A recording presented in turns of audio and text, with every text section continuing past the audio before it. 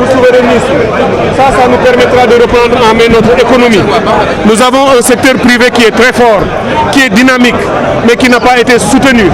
Le secteur privé a été laissé pour compte par les politiques publiques.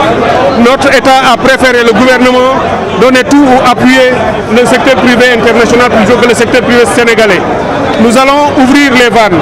On va certainement attirer l'investissement étranger parce que c'est aussi bon pour nous. Mais comme l'a dit le président Bassirou Diomaye Faye, il nous faudra une coopération gagnant-gagnant. Une coopération basée sur le respect réciproque, sur le respect de nos traditions et de nos us et coutumes, mais sur le respect de l'intérêt du Sénégal. Tous ceux qui viendront investir dans notre pays seront accueillis à bras ouverts. Mais il faut qu'ils respectent nos lois. On combattra la corruption, on assurera la justice économique, on assurera l'égalité et l'équité territoriale et l'équité sociale. Les ressources naturelles du Sénégal serviront principalement les Sénégalais et leurs intérêts. Les ressources spirituelles et morales du peuple sénégalais serviront aussi à rebâtir la citoyenneté dont je viens de parler. Les ressources de tous les domaines, de toute nature et de toute forme seront également utilisées et mobilisées pour le bien et le salut du peuple sénégalais. Il l'a aussi dit dans son discours, nous travaillerons inlassablement dans le cadre de la CEDEAO à reconstruire la CEDEAO des peuples, loin de la CEDEAO des chefs d'État seuls ou de la CEDEAO institutionnelle. Le Sénégal sera le porteur et le moteur de la CEDEAO des peuples, pour que chaque citoyen de cette communauté régionale se sente chez lui dans l'espace régional. Nous travaillerons à rassurer et assurer la paix dans l'espace, à lutter contre toutes les formes de terrorisme et d'intégrisme pour que la paix règne et revienne. Nous allons consolider l'unité africaine pour que l'Afrique continue de compter dans le monde. Voilà, entre autres, les éléments fondamentaux qui viendront s'ajouter à cette réforme importante sur la refondation des institutions, basée sur les conclusions des assises nationales et les recommandations de la commission de réforme des institutions. La justice sera revue, réhabilitée, remise à sa place et elle sera mise au service exclusif du peuple sénégalais. Les lois et règlements seront appliqués sans faiblesse. Tous les Sénégalais se sentiront désormais en sécurité, sécurité juridique, sécurité physique, sécurité morale et sécurité mentale.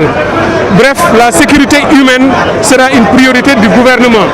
L'éducation, la santé, la paix, l'équité, la démocratie seront des surpriorités. Vous l'avez aussi entendu dire, le président, que parmi les priorités, les surpriorités, j'allais dire, il y a le coût de la vie. Les Sénégalais sont fatigués, la vie coûte cher, elle est excessive, elle plombe le bien-être des familles. Les gens ne vivent plus, les Sénégalais ont besoin de respirer. Et nous allons créer les conditions dans les plus brefs délais pour réduire de manière très sensible le coût de la vie, les denrées de première nécessité. Nous avons des solutions là-dessus, au plan fiscal, au plan des réformes économiques, au plan des subventions et autres. Nous avons d'importantes solutions et de mesures qui permettront de rétablir le coût de la vie, de le maîtriser à un niveau vraiment soutenable pour la population sénégalaise. Évidemment, pour finir, il l'a aussi dit, une priorité spéciale pour les femmes et les jeunes. Ce sont les deux composantes les plus importantes de notre société. Les jeunes, au regard de leur nombre, de l'énergie qu'ils portent et de tout ce qu'ils peuvent faire pour le futur de notre pays, mais les femmes, pour le rôle et la place qu'elles occupent dans notre société, comme les éducatrices, les garantes de la stabilité sociale et sociétale, et ceux qui inculquent et socialisent nos enfants pour qu'ils deviennent demain ce que nous attendons d'eux. Les femmes et les jeunes seront la surpriorité du gouvernement du président Bassirou Diomaye Faye. Évidemment, nous prenons un pouvoir où nous avons trouvé des politiques publiques qui sont appliquées. Ces politiques seront réévaluées. Elles ne sont pas seulement réévaluées, examinées par le gouvernement, et vous l'avez entendu, le président a dit, ce seront des concertations inclusives.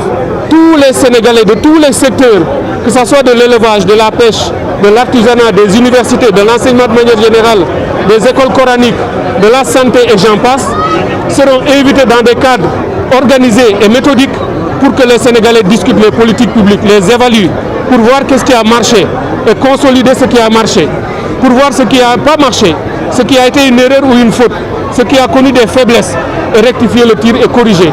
Au total, il faudra rebâtir un nouveau Sénégal avec les Sénégalais comme moteur, comme acteurs et protagonistes, et aucun Sénégalais ne sera laissé sur le bord de la route.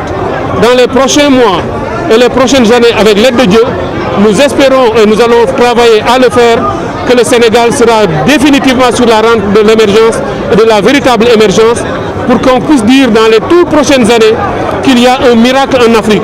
Et le miracle économique et social africain s'appelle le Sénégal, tant son développement sera radieux, il sera rapide et il sera fulgurant. Voilà ce que je voulais dire à la suite du message du président de la République. La gestion sur l'élection, est-ce que vous êtes satisfait du dénouement qui est rappelé? Tout le monde a reconnu oui, absolument. Nous nous en félicitons et nous sommes satisfaits et heureux de voir que